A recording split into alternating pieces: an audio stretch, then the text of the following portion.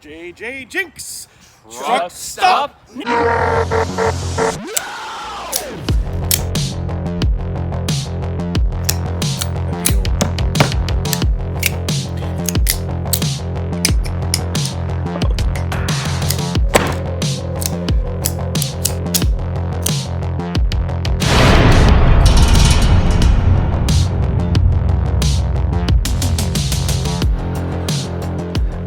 It's early November.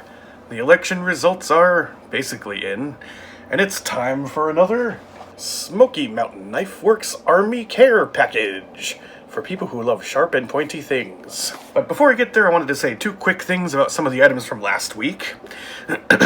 There was this case anniversary, it's on the blade so I don't have to remember what it is.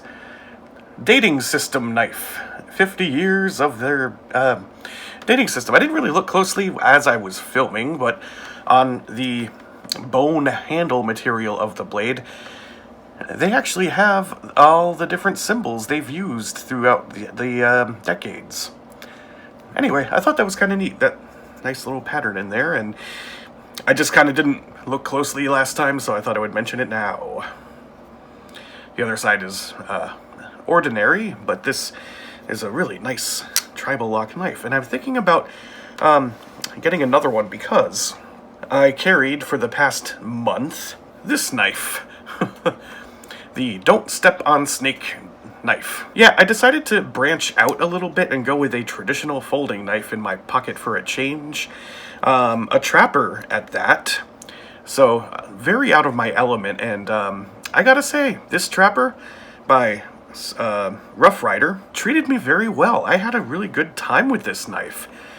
It was a little different having something that doesn't have a pocket clip, and so it just kind of rattled around in there with my keys and stuff. So there are some nicks and wear from being in my pocket with other stuff, and that's okay. I'm fine with that. Now, I do have some complaints though. I freaking hate these thumb nicks. I always did before, but even doubly so now, and here's why. I never was actually able to use the spay blade because that thumb nick is just inaccessible, and you gotta have long nails to actually get to it. See, I can't get it. So the only times I ever got to use the spay blade were when my nails were a bit longer, and they're just too short to get it out. Of course, you can open one blade and then the other and then close the first one. But by the time I do all that, I'm like, well, I could have just had a better knife. One that I could open more easily. But I liked the experience of having a traditional pocket knife. Now, if I were to pick one to use forever, it would be probably something more like this, which has a lock. Because a slip joint, there were a couple of times when I sort of forgot that it was a slip joint and almost closed it on my finger. So having something with a back lock would be ideal, I think. And a single blade, yeah, one that's easily opened. And so I didn't want to use this one because it's a commemorative knife, and so I used the Don't Step on Snake trapper. Anyway, so I will use this knife to open the next package and then immediately retire it. I will carry one of the knives that are in the package. This box is a little bit smaller than the previous ones. This is only my third package, only the second one at the $100 level. I have been very, very happy with these so far. I legitimately am looking very forward to this moment since this package arrived at my doorstep. I was like, oh my god, I gotta open it and see what's in it. That was yesterday, and here we are. So, don't step on Snake. You're retired. Dun, dun, dun, dun. Okay. I got a Smoky Mountain Knife Works sticker. It's like the third or fourth one of these I have. I was hoping for another knife brand sticker. I got quite a collection going. See, I got the CRKT, a Benchmade, and a Mora. Another piece of camo tissue paper, and here we are. Oh my god, that is so funny. That pleases me. So, oof. Okay.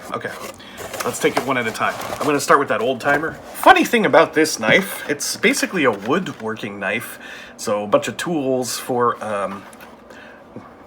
making shapes and stuff out of wood. I recently picked up another old timer knife, and it was this one, the old timer Sharp Finger. Now, I spotted one of these at a flea market that I went to some weeks ago, and the guy wanted like $40 for it.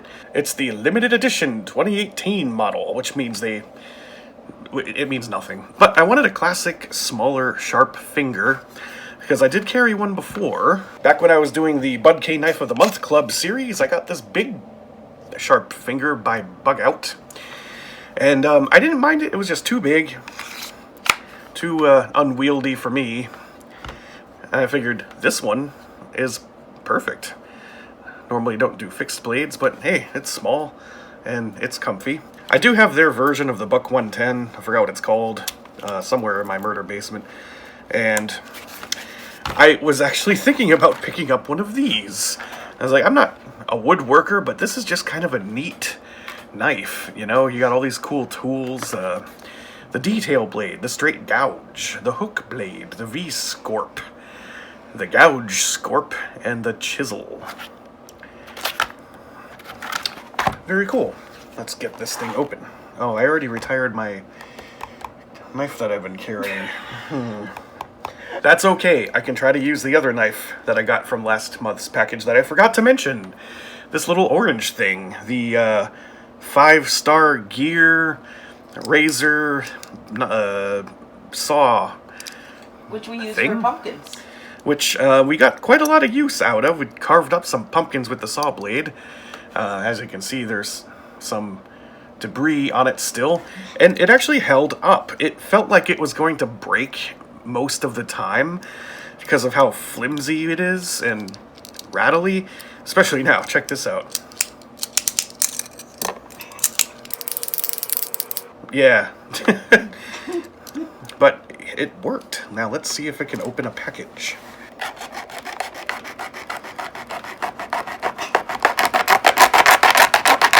Kinda. Never actually got to use this blade very much. Let's try this one. It's rough, but it does it. Alright. What the hell's this? Wow, there's a lot of room in there. Check that out. So these are the different sculpers and chisels and etc.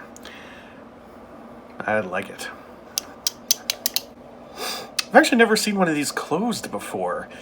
Just open and like I just got it out of the package. Because of the way a lot of the tools kind of bend, there's a lot of empty space in there. That's interesting. Oh, thank you very much, 5-star gear. Orange thing.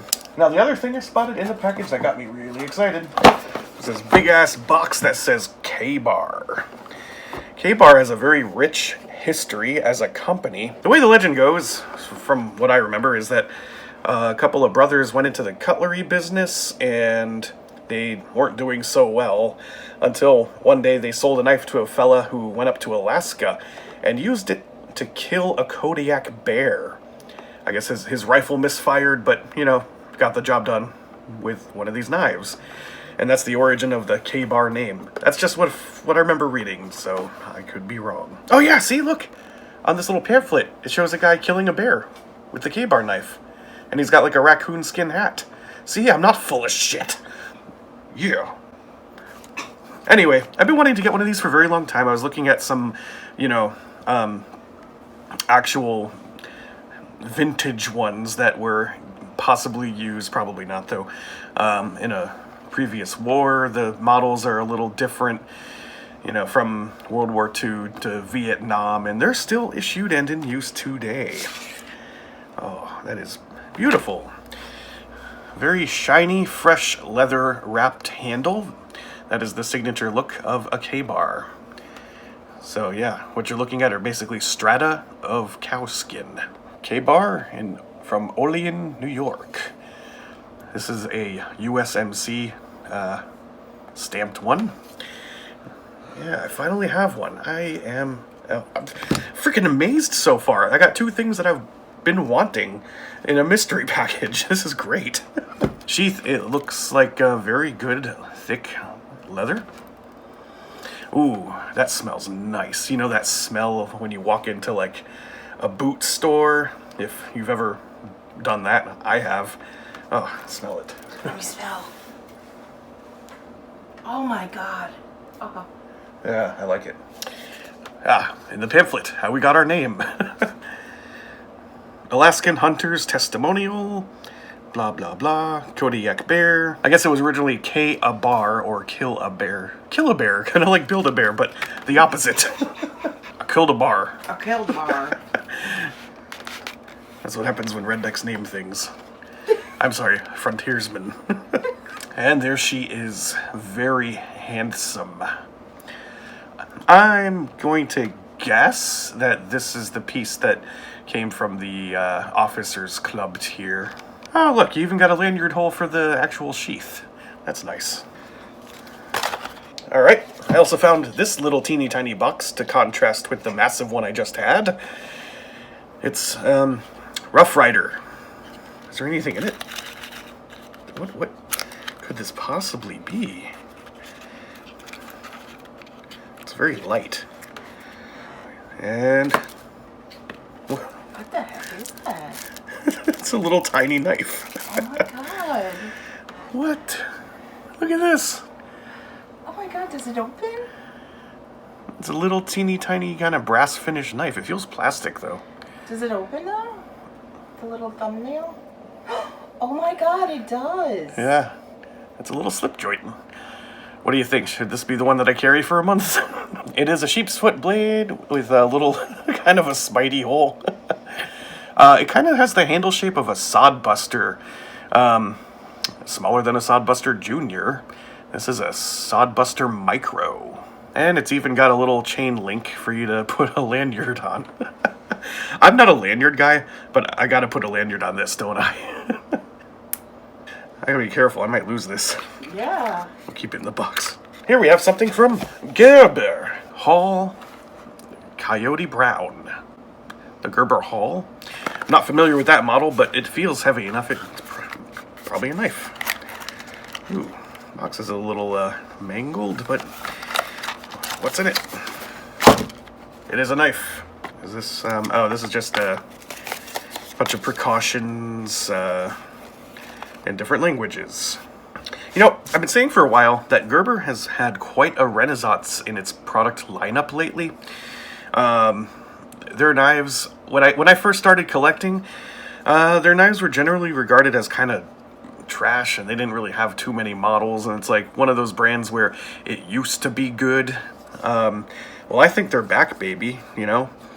I've been thinking about picking up the Jukebox with the fake tortoiseshell look. I think it's a very handsome looking knife. But let's look around this knife here. We got a curved deep ride pocket clip. Pretty good amount of tension. Oh, this is one of those like lanyard post things that sort of blade and give you a nice hole. And the scales feel like, I don't know, could be G10. Could be FRN, some kind of plastic. I have what appears to be a button here, and it is open assisted from what yeah, oh, that's a pretty nice opening. And that button did pop up, so I think it's, yeah, it's like one of those button lock knives. So you depress the button to close it. Pretty cool. So that's the, what was this thing called? The Hall. I'm not sure what this button is. This is like a safety, maybe? Oh, yeah. So, if I push the button, it doesn't close now. So it's got a little safety on it. Well, that's cool. Wonder if it helps keep it shut, too. It does. All right. That is nifty. I've had other knives with safety mechanisms. The Buck, what's it called? One of their first open assisted knives. The 288 model, I believe. I carried that thing for like 3 years. It was nice. I think this is the last one. I recognize this box. This is going to be one of their magnetic opening boxes from Rough Rider. Always high quality handmade pocket knives. Printed upside down, I guess. Well, there's a snowman waving to Santa as he whips his reindeer into submission. Oh, that might be because I'm looking at the bottom of the box. Oh no, this picture's different.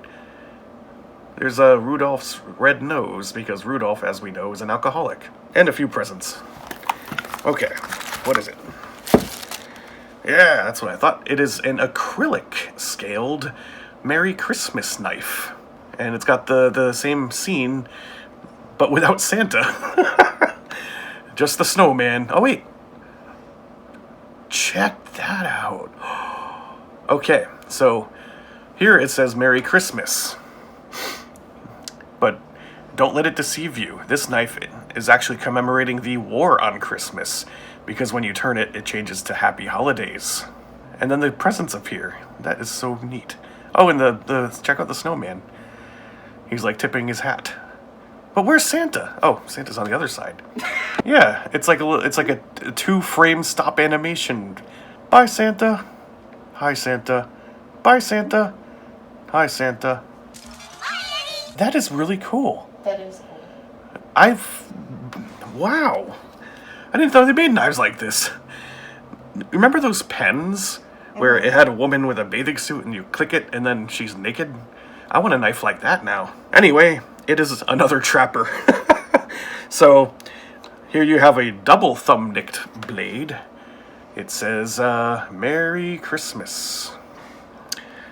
And then the other blade, the spay blade, says, Rough Rider. I wonder if they make a Kwanzaa version. And you get a nice magnet closing box. Let's find out how much all that shit cost. Okay, regular normal GI box comes with the Rough Rider smallest of the small brass folder. They sell those for $3.99. Just a little larger than a dime, fully open.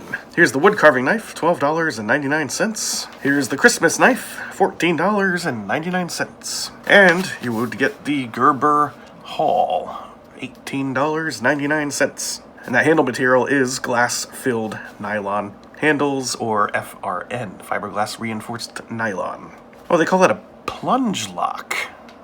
And then, yes, the KBar, retailing at $69.99, came with the Officers Club box. All right, now, General's box, $140. I would have gotten a mini griptilian in copper. Wow. You know what, maybe I should upgrade. The last couple of General's boxes have been really cool. This customized mini griptilian features a 2.9 inch, it's in S30V black finish. Oh, it also comes with its original hand scales. I think I was looking at some brass scales for I want to say it was the Ontario Rat 2, but they would cost more than the knife. So I didn't. Yeah, dang, that would have been nice to have. The mini griptilian is like one of my favorite knives too. Anyway, that's it for this month's Smoky Mountain Knife Works care package. Now I gotta pick one to carry for a month. Well, there's the whole collection for this month. I think it's pretty obvious which one I'm gonna carry. It's gonna be the Gerber. I already carried a trapper, and so I know what that's like. Not a bad experience, but it's been done. I'm not gonna carry the wood carving knife because I don't carve wood at work. I mostly open boxes. I would love to carry the KBar, but it's a bit heavy, unwieldy, and as much as I love it, I kind of want to keep it in good shape. I'm tempted, but similar problem that I would have had with the KBar. Size. So I'll give the haul a shot. Thanks for watching. See you in a month.